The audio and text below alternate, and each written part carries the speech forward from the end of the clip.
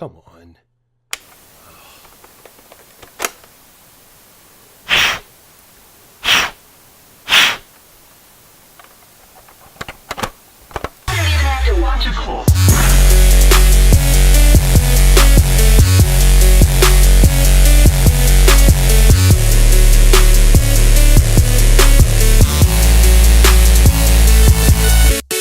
Hey guys, the NESologist here. Today I want to do something a little bit different. As you guys know, anybody that's been watching my series knows I have finally beaten Ghosts and Goblins for the NES. But I wanted to let you guys know what my actual thoughts on the game were. Sure, it's a game that made me want to rip my hair out at the same time as me having an absolute blast. So what were my actual thoughts on the game? I'm going to go over that with you guys in detail, so sit back, relax, and have a listen to what my thoughts were on Ghosts and Goblins. Ghosts and Goblins is a classic NES title that was released in 1985. It's notorious for its relentless difficulty, but it's a game with a lot of charm, a variety of characters, and it's a game that also spawned a variety of both sequels and spin-offs. It's also a game that came out the same year as the famous Super Mario Bros. So how does Ghosts and Goblins stack up? Ghosts and Goblins is known for its difficulty, and that's not necessarily a bad thing. This game has a variety of enemies that each add their own challenge to the game, whether it be birds that bob up and down, you've got enemies that throw projectiles, whether it be horizontally or vertically, you've got swooping enemies, you've got fast enemies, you've got slow enemies, you've got such a variety of challenges, and that makes the game more fun. Now, a lot of people talk about this game and they talk about how you only have 2 hits, you don't have a life bar. Well, in a sense you kind of do. 2 hits is all you need. I mean, I feel like if this game gave you a life bar where you had more than 2 hits, it would actually almost make it too easy. There's a lot of trial and error involved in Ghosts and Goblins. This game gives you incentive to explore its levels. A lot of them have secret armor or secret items that you can find that kind of give you some relief from that relentless difficulty. So I think being that you can only be hit twice gives you that incentive to explore the levels. Some of my gripes with the gameplay in Ghosts and Goblins involve the fact that there are different weapons that you can obtain.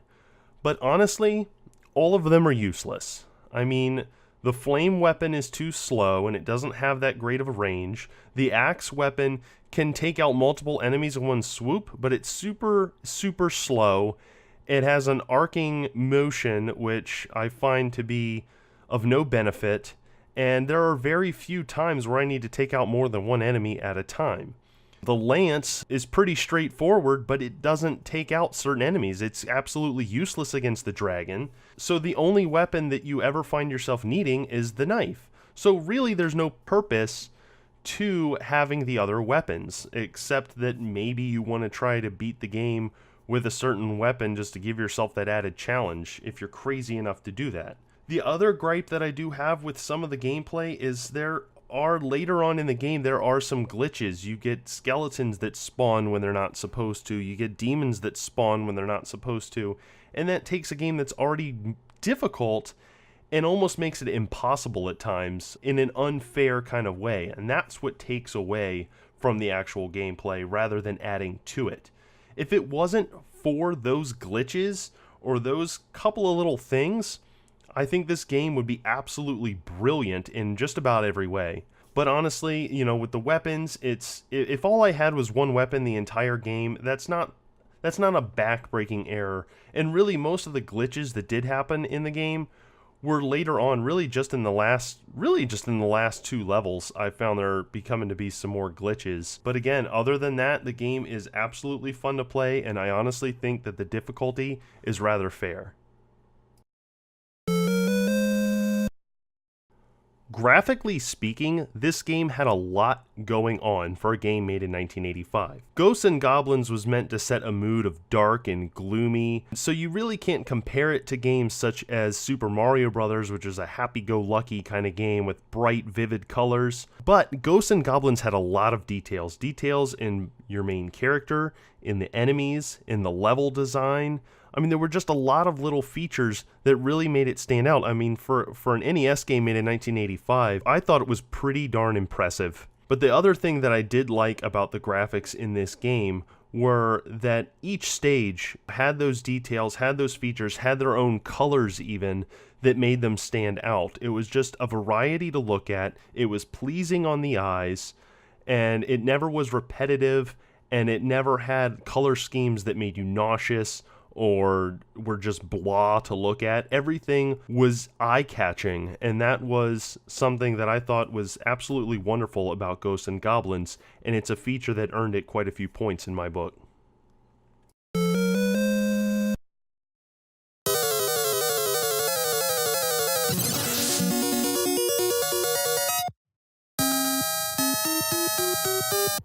Right out of the gate, Ghosts and Goblins snaps you to attention. The music in the opening sequence just gets the blood flowing, it puts you on alert, and it gets you ready for the game that lies ahead. When the game starts, you're immediately charmed by the music. It gets you completely immersed in the game. You start playing, you realize the sound effects are absolutely beautiful, they're nostalgic, they have everything you expect from a good NES game. You start playing. It has such fine details too, such as when you shoot your weapon at one of the gravestones, it just has that special sound effect that you don't really get anywhere else in the game. That level of detail really earned it some points. But not only that, the music in all the levels, they all just have their own feel to them that just gets you immersed in each level, and you can immediately identify what part of the game that you're in just based off of the music. The only thing that I didn't like musically was that the last two stages both have the same music. I could forgive that in most games, but this game only has 6 levels. So I really feel like that the last two stages should have had differing music from each other. The only way that I can kind of forgive that is because they are both within the final castle of the game, but I still think it would have been nice to have some kind of differentiation between the two. The other thing that really kind of earned this game a deduction in points was the absolutely horrendous sound that the Banshees make, aka the burritos. It was just non-stop, especially in those last two stages. There's so many of them, and it just is an ear-piercing sound that you hear literally every few seconds. It really makes you want to rip your hair out. But as bad as I'm making it sound because of that, really overall, this game has absolutely great sound effects, and everything about the music, the sound, it all just goes together very well and makes this game a better game as a result.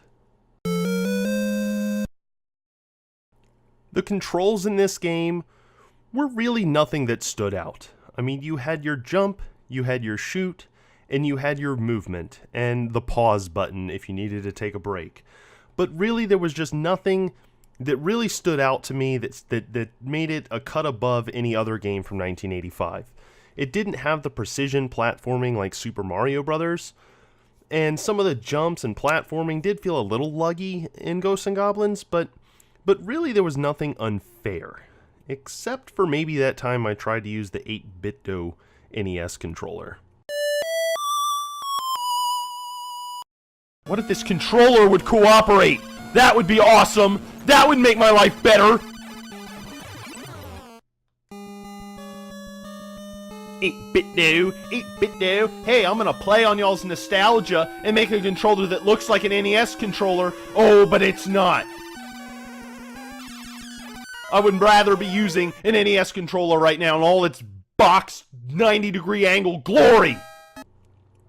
But really, all in all, when you're playing on the NES with an actual NES controller, there's really nothing unfair here, and the controls were pretty good. When I was making my recordings of Ghosts and Goblins for NESology, I literally couldn't wait to come back and play the game. That happened moments after I wanted to rip my hair out from playing the game and found myself so frustrated. I would finish, but then there was just something about it that kept drawing me in. I don't know if it was just the nostalgia of the just oozing NES qualities about it, or what it really was, but I just found myself being so addicted to the game. I would do recordings of it, I would play the game for NESology, but then I'd find myself afterwards playing it on my NES, playing it on my handheld, just playing the sequels, playing some of the spin-offs. There was just something about Ghosts and Goblins that was so much fun, and that's why I give it such high marks for just its fun factor.